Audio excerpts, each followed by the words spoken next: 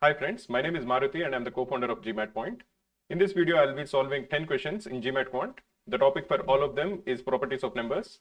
So we'll be looking at different topics like HCF, LCM, progressions, inequalities, all of them which are related to properties of numbers for GMAT Quant. Some of the questions are quite easy and some of the questions are actually slightly difficult. So I would recommend you to pause the video whenever you see the question and try to solve it on your own. If you're not able to solve it, or if you want to look at a different way of solving it, please then watch the video. If you like the video, please subscribe to our channel and please share it with your friends. If you have any doubts with respect to any of the 10 questions that we have solved, please comment your doubt below the video and we'll try to answer each one of them. In this question, we are asked to find out the highest power of 8 in 25 factorial. What is the value of 8? 8 is actually equal to 2 to the power 3. 8 is 2 cube. So before we go into this particular question, let us try to understand how to calculate the highest power of a prime number in a factorial. So if you have n factorial, and if you are asked to find out the highest power of a prime number p in n factorial, the way to proceed is to first find out the value of n divided by p, then find out the value of n divided by p square, then find out the value of n divided by p cube, and so on. And for each one of these numbers, take the integer part out of it. And at some point, the highest power of the power of p will be greater than n, and so all the subsequent terms will become equal to 0.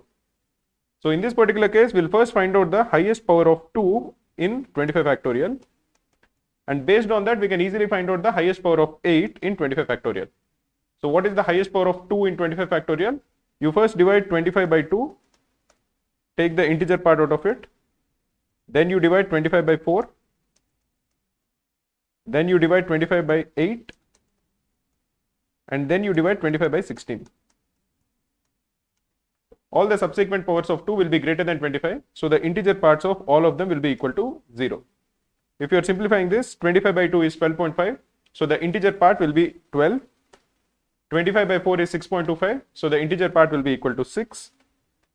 25 by 8, if you are only looking at the integer part, will be equal to 3, and 25 by 16, the integer part is 1. So the sum is equal to 22. So 25 factorial is of the form 2 to the power 22 into other prime numbers to their respective powers, something like 3 to the power a into 5 to the power b into so on. Now if you are looking at the highest power of 8 in 25 factorial, that will be equal to 22 divided by 3 integer part, which is equal to 7. In this question, we are asked to find out the 2-digit numbers which have exactly 5 factors. What is the smallest 2-digit number? The smallest 2-digit number is 10 and the largest 2-digit number is 99. So between 10 and 99, we are required to find out the number of natural numbers which have exactly 5 factors. If you are looking at a natural number n, and if you are doing the prime factorization of n, so say n is equal to p1 to the power a1 into p2 to the power a2 into p3 to the power a3 and so on, then what is the number of factors of n?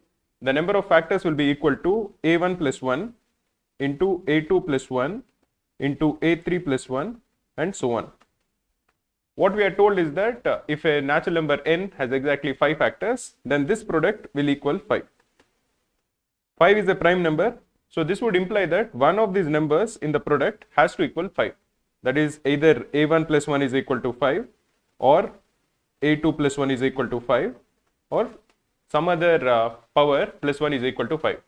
Essentially what this implies is that one of the number ai has to equal 4, or the natural number n is of the form p to the power 4 for some prime number p. So any number which is the power of 4 of a prime number will have exactly 5 factors. So how many numbers exist between 10 and 99 which can be represented as the power of 4 for a prime factor?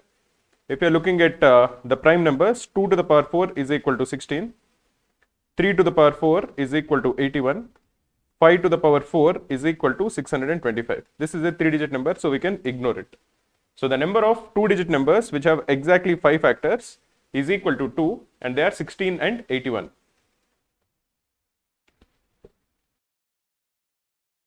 In this question, we are asked to find out the remainder when 17 factorial plus 19 is divided by 7. So we'll first find out the remainder when 17 factorial is divided by 7.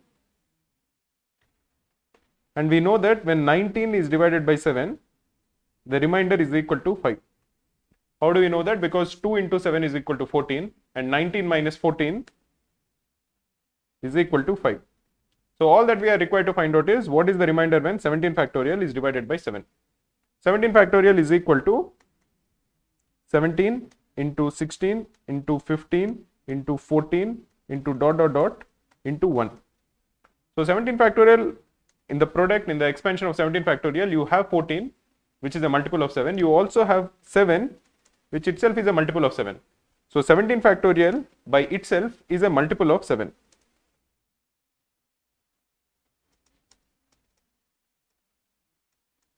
So 17 factorial is a multiple of 7 and 19 leaves a remainder of 5 when divided by 7. So if you are adding both of them, the combined sum will leave a remainder of 5 when divided by 7. So the answer for this particular question will be option C. In this question, we are told that x is equal to 5 to the power 8 minus 3 to the power 8, and we are required to calculate out of the 3 given options 8, 19 and 17, how many of them are factors of x. If you are looking at x, this is equal to 5 to the power 8 minus 3 to the power 8.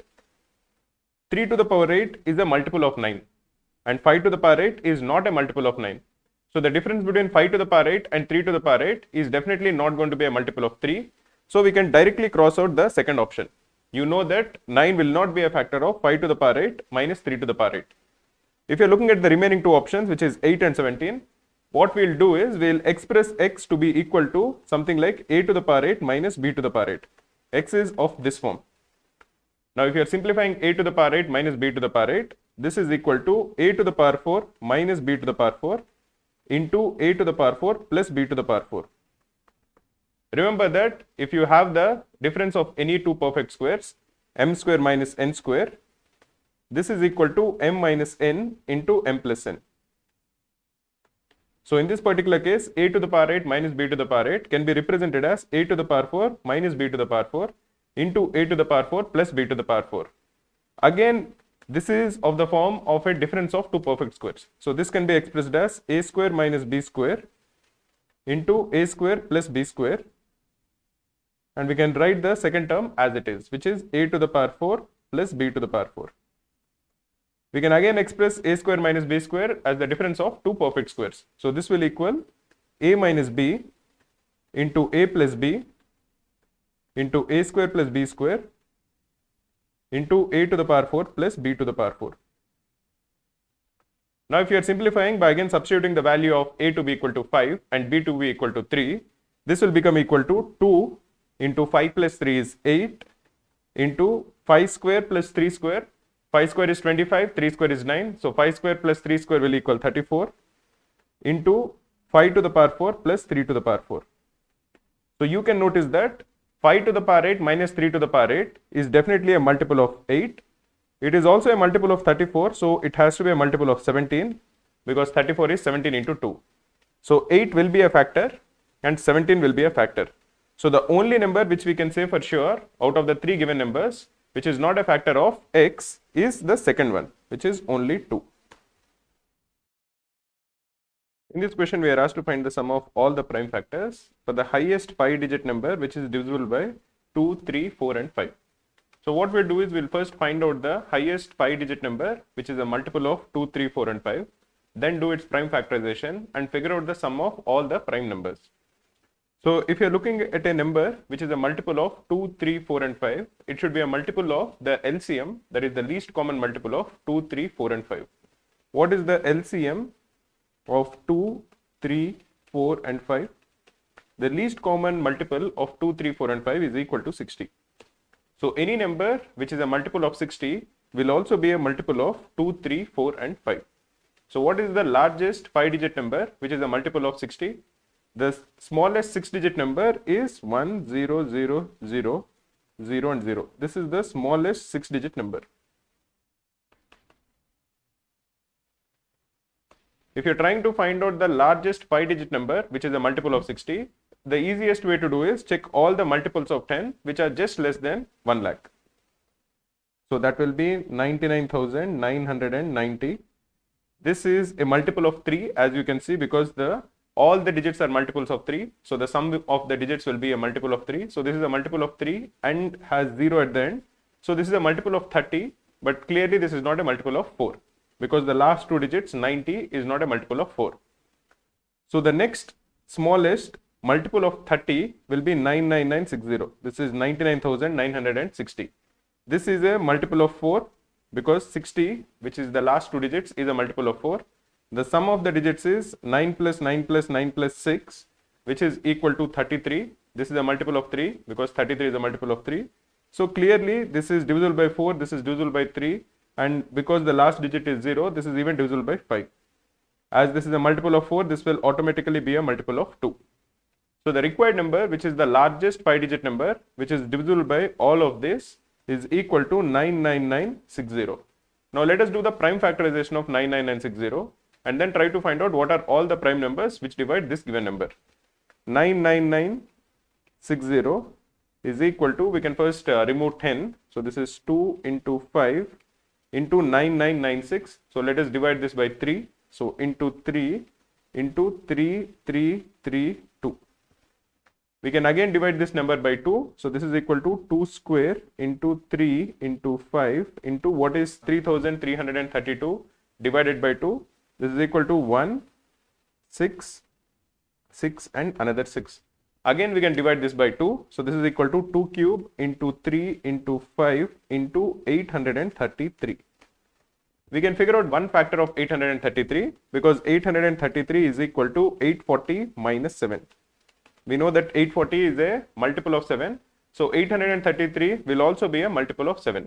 So if you divide this number, that is 833 by 7, it will equal 2 cube into 3 into 5 into 7 into 833 divided by 7 is equal to 119.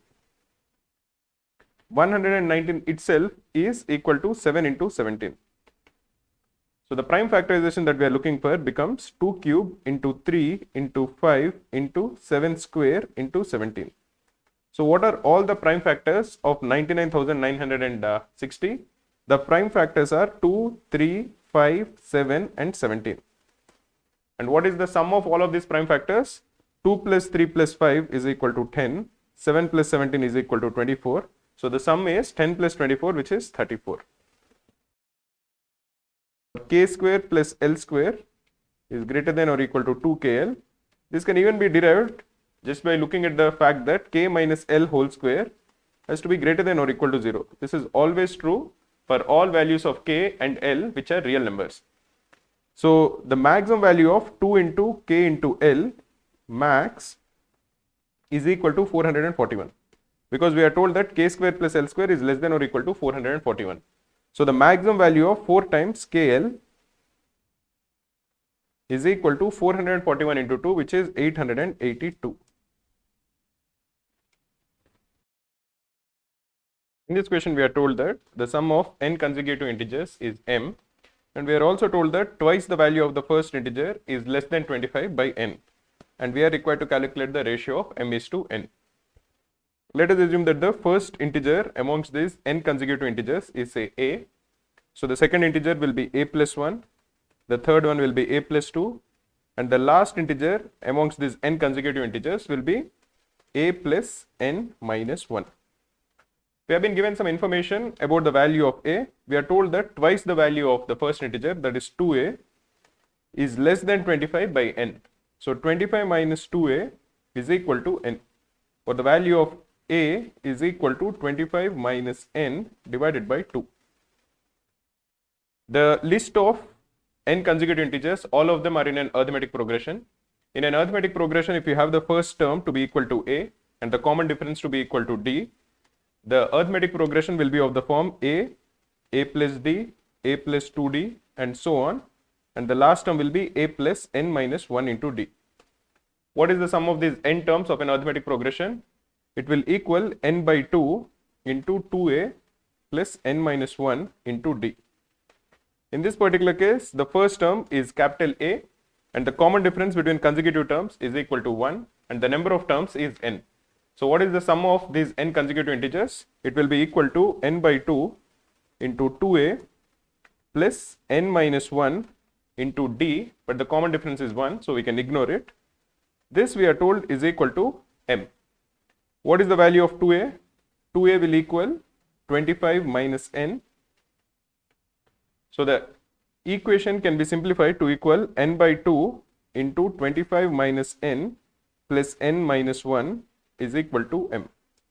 We can cancel minus N and plus N, and 25 minus 1 is 24, divided by 2 is 12. So 12N is equal to M, or the ratio of M by N is equal to 12. In this question, we are told that A1, A2, A3 and so on are in an arithmetic progression with a common difference of D, and the terms B1, B2, B3 and so on are in a geometric progression with a common ratio equal to R, which is greater than 0. We are told that A4 minus A1 divided by B4 divided by B2 is equal to 7 by 3. We are also told that D minus R is equal to 4, and we are asked to find out the value of D plus R. In an arithmetic progression, if the first term is A1 and the common difference is D, then the second term will be A1 plus D. This is the value of A2. And the third term will be equal to A1 plus 2D. This is the value of A3. And the fourth term will be equal to A1 plus 3D, and this is the value of A4. We are told that A4 minus A1 divided by B4 by B2 is 7 by 3. So A4 minus A1 is equal to 3D. Similarly, in a geometric progression, if the first term is B1 and the common ratio is R, the second term will be equal to B1R. This is the value of B2. The third term will be equal to B1R square. This is the value of B3. And the fourth term will be equal to B1R cube. This is the value of B4. So what is the value of B4 divided by B2? B4 divided by B2 will be equal to B1R cube divided by B1R. So this is equal to R square. We are given that this particular ratio, that is 3D divided by R square, is equal to 7 by 3. Or you can simplify that 9D is equal to 7R square. We are told that D minus R is equal to 4. So the value of D is equal to R plus 4. So the value of 9D, which is on the left hand side over here, is equal to 9R plus 9 into 4, which is 36. This is equal to 7R square.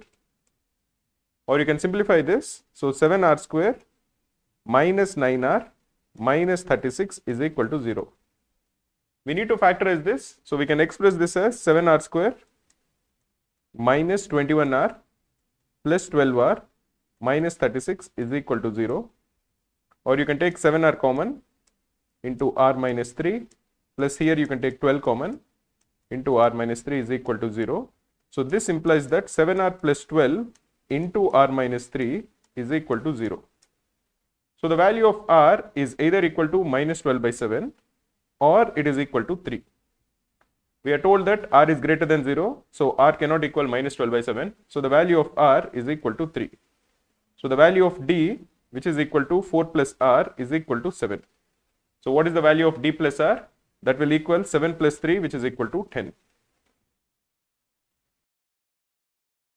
In this question, we are told that we are required to find out the sum of the digits of the highest 4-digit number, which when divided by 6 leaves a remainder of 5.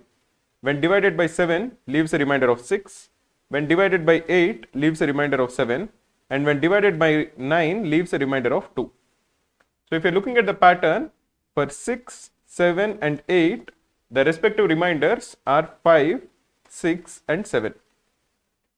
So if you are calling this number to be equal to n, and if you are adding 1 to it, n plus 1 leaves a remainder of 6, 7 and 8 when divided by 6, 7 and 8 respectively, or essentially n plus 1 is divisible